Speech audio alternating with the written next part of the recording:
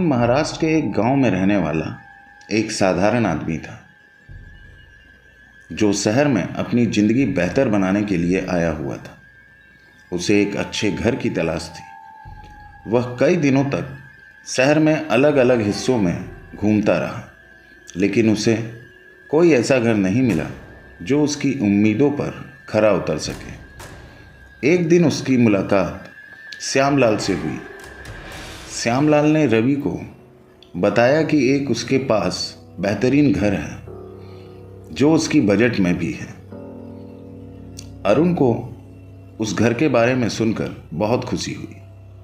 अगले ही दिन श्यामलाल उसे उस घर को दिखाने ले गया। घर थोड़ा पुराना था, लेकिन बहुत ही भव्य और खूबसूरत था। उसकी बड़ी बड़ी खिड़कियां, मोटी मोटी दीवारें और आंगन में फैला हुआ पुराना पीपल का पेड़ उस घर को रहस्यमय बना रहा था।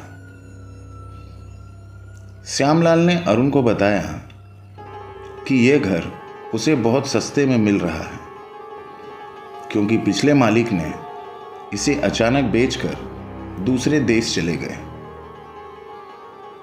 अरुण ने बिना ज़्यादा सोचे समझे घर खरीद लिया और अपने नए घर में शिफ्ट हो गया। शुरुआत के कुछ दिनों तो सब कुछ ठीक चल रहा था, लेकिन धीरे धीरे घर में अजीब घटनाएं होने लगी। रात के समय अरुण को ऐसा महसूस होता कि कोई उसके कमरे में घूम रहा है। कभी कभी उसे घर के कोनों से चीखने की आवाज़ें सुनाई देती। एक रात जब रवि गहरी नींद में था, अचानक उसे ऐसा महसूस हुआ कि कोई उसके बिस्तर के पास खड़ा है। वह डर के मारे उठकर बैठ गया, लेकिन जब उसने देखा तो कमरे में कोई नहीं था। उसकी धड़कनें तेज हो गईं। उसने इसे केवल सपना समझकर खुद को शांत करने की कोशिश की। एक दिन उसने खाना बनाया और नहाने चला गया। जब नहाकर वापस आया तो उसने देखा कि खाना फैल चुका है और उसमें अजीब सी दुर्गंध आ रही है। अब उसको वहां अजीब सा डर लगने लगा था। अगले दिन सुबह जब वो घर के चारों ओर घूम रहा था तो उसे पीपल के पेड़ के पास एक अजीब सी बदबू आई। ऐसा लग रहा था जैसे कुछ जला दिया गया हो। उसने श्यामलाल से इस बारे में बात की। श्यामलाल ने उसे कहा कि यह सिर्फ उसका वहम है और ऐसा कुछ भी नहीं। लेकिन अरुण का शक दिन ब दिन बढ़ता जा रहा था। एक दिन उसने पड़ोसियों से उस घर के बारे में पूछताछ की। जो उसने सुना, उसे सुनने के बाद उसके पैरों तले जमीन खिसक गई। पड़ोसियों ने बताया कि कई साल पहले इस घर में एक भयानक घटना हुई थी। इस घर में एक परिवार रहता था। किसी ने उस परिवार पर अत्याचार किया और उन्हें घर के अंदर बंद करके आग लगा दी। पूरा परिवार जिंदा ही जल गया और उनकी आत्मा इसी घर में भटकने लगी।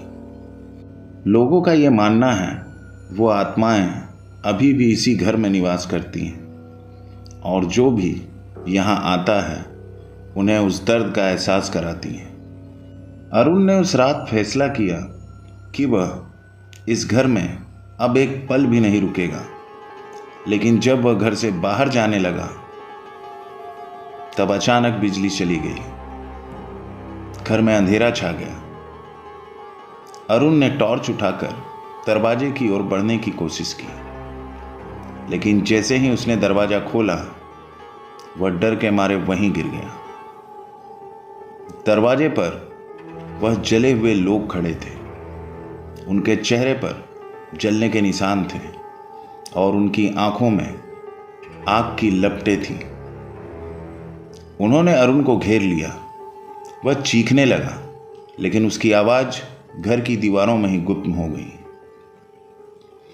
अगले दिन श्याम ने जब उस घर के दरवाजे पर लगे ताले को खोलने की कोशिश की तो उसे अरुण का कोई अता पता नहीं मिला।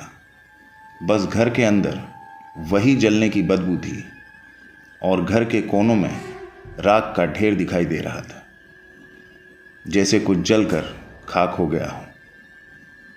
आज भी उस घर में कोई नहीं जाता। लोग कहते हैं कि जो भी वहां गया वह फिर कभी वापस नहीं आया। घर की दीवारों में वह चीखें आज भी गूंजती हैं जो उस घर की भयावह सच्चाई बयां करती हैं। दोस्तों, ये कहानी आपको कैसी लगी हमें कमेंट्स करके ज़रूर बताएं। अगर कहानी अच्छी लगी हो तो चैनल को लाइक करें, सब्सक्राइब करें, साथ ही में बेल आइकन दबाना ना भूलें। धन्यवाद।